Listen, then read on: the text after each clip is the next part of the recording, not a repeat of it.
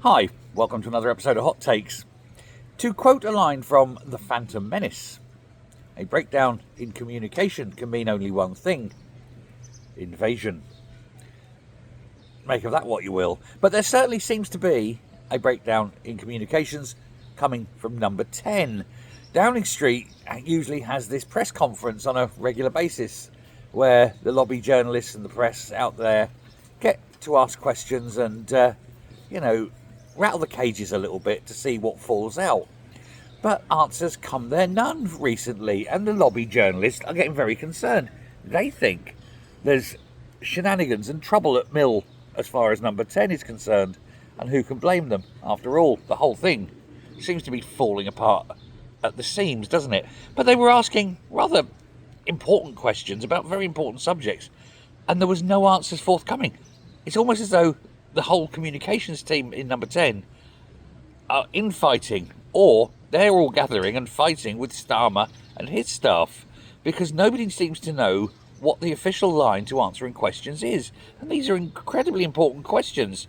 Things like the grooming gangs inquiry. Why was it opposed for so long before finally being advanced? Will the inquiry be televised? Nobody knows. This is either a yes or no answer. These are sort of basic questions that people would be expected to ask, and so therefore they should have predicted these questions and have answers. Will Whitehall officials, for example, be within the scope of the inquiry? Again, no answers. Then they turn to the Channel invasion.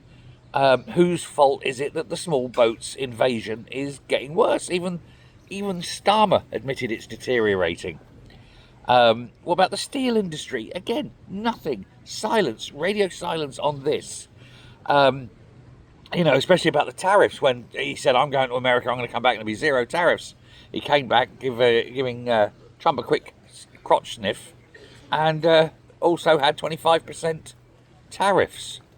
Why have the government gagged the military chiefs and all this? These are all pertinent questions that people would be expected to ask. And so the director of comms should have pat answers. He should have pre-approved answers. There's nothing.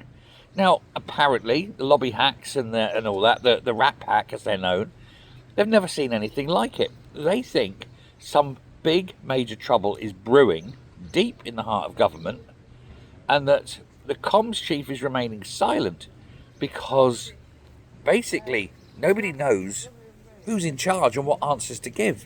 And if that's the case, if you don't know who's in charge, then it ain't Starmer. Are his days numbered? Is that why the comms office is silent?